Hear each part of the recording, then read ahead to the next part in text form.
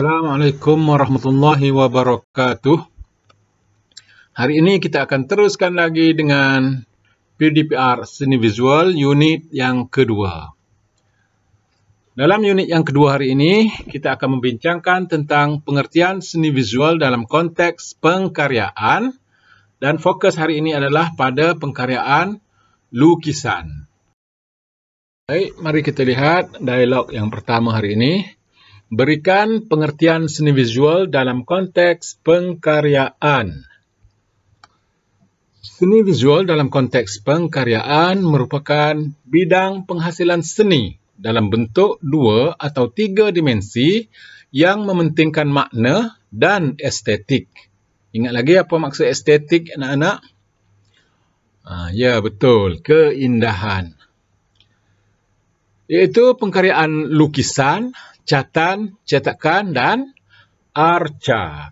Ada 4 jenis penghasilan pengkaryaan, iaitu pengkaryaan lukisan, catan, cetakan dan arca. Mari kita lihat pengkaryaan yang pertama. Jelaskan pengkaryaan lukisan.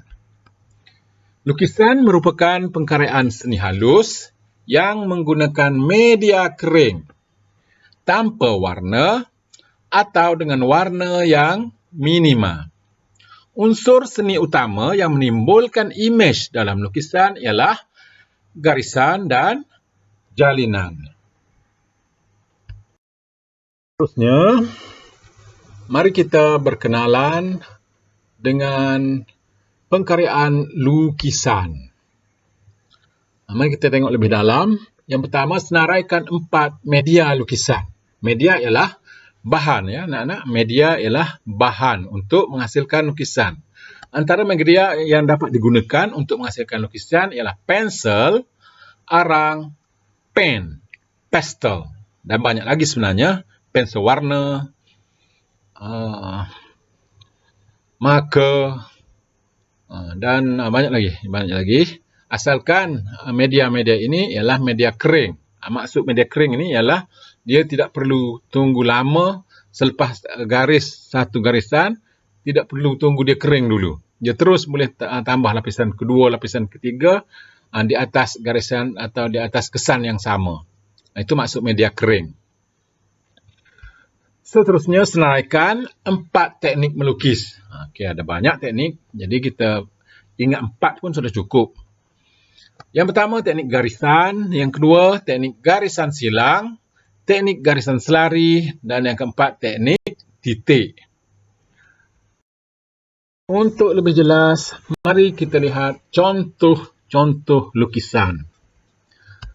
Okey, lukisan yang pertama. Ini adalah sebuah lukisan yang dihasilkan menggunakan charcoal pencil atau pensel arang.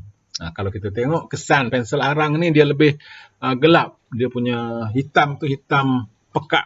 Hitam yang betul-betul hitam. Okay, teknik yang digunakan di sini kalau diperhatikan, pelukis ini menggunakan teknik garisan silang. Okay, yang seterusnya, ini juga sebuah lukisan lakaran yang menggunakan teknik scribbing, atau juga dipanggil scrambling, atau dalam bahasa Melajunya teknik garisan apa kita panggil, garisan spontan, ya, garisan spontan. Seterusnya, ini sama juga teknik garisan spontan yang lebih detail, atau scribbing, juga disebut scrambling. Yang terakhir sekali ini ialah juga sebuah garisan, walaupun ada terdapat penggunaan warna. Kalau kita tengok pada definisi tadi, lukisan ialah pengkaryaan seni visual yang menggunakan media kering tanpa warna. Kemudian dia ada tambah lagi, atau dengan menggunakan warna yang minima. Okey, di sini ada penggunaan warna. Warnanya agak minima. Cuma di sini yang menjadikan ia menjadikan ia sebagai sebuah lukisan ialah penggunaan medianya ialah media kering, iaitu pensel warna. Media kering kan, pensel warna, media kering. Dan imej itu ditimbulkan bukan kerana warna. Imej ditimbulkan kerana garisan dan jalinan. Jadi sebenarnya semua keempat-empat lukisan ini, imejnya ditimbulkan dengan garisan dan jalinan. Okey, garisan dan jalinan menimbulkan objek pada lukisan. Baik, seterusnya kita lihat fungsi lukisan. Antara fungsi lukisan ialah sebagai lakaran awal sebelum menghasilkan bentuk karya seni atau perekaan yang lain. Yang kedua, memberi gambaran awal kepada pelanggan tentang sesuatu rekaan atau projek. Yang ketiga, lukisan sebagai sebuah karya seni, iaitu lukisan itu sendiri berdiri sebagai sebuah karya seni. Jenis-jenis lukisan. Ada beberapa jenis lukisan. Yang pertama, lukisan figuratif. Yang kedua, lukisan kajian, lukisan informasi, lukisan teknikal, dan lukisan perspektif. Kita lihat contohnya. Ini contoh lukisan figuratif.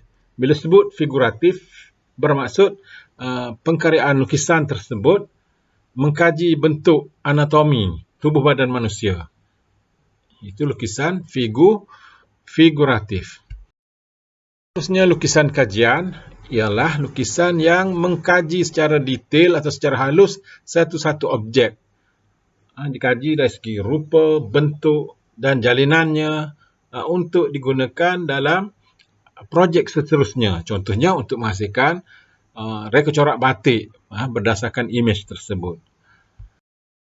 Lagi, lukisan informasi. Informasi bermaksud maklumat. Jadi lukisan informasi adalah untuk memberikan maklumat. Biasanya terdapat papan info tentang kedudukan pelanggan pada satu-satu bangunan atau kawasan. Biasanya ada di kawasan sekolah ini, lukisan informasi. Kita pergi lagi kepada lukisan teknikal. Lukisan teknikal adalah satu lukisan yang digunakan, yang sering digunakan atau wajib digunakan dalam bidang perekaan. Kalau di sini, ini adalah reka bentuk industri.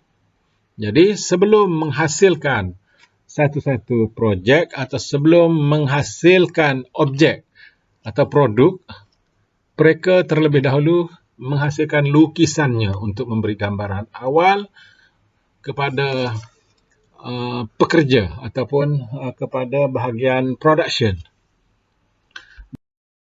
Terakhir sekali kita tengok lukisan perspektif. Lukisan perspektif tidak sama dengan plan. Lukisan perspektif tidak boleh digunakan sebagai plan.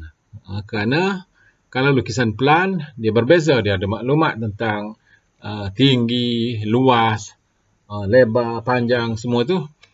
Lukisan perspektif cuma memberi gambaran kepada pelanggan atau jurubina untuk melihat perspektifnya atau sudut pandangannya apabila sesuatu projek itu telah siap. Dia akan kelihatan sebegini.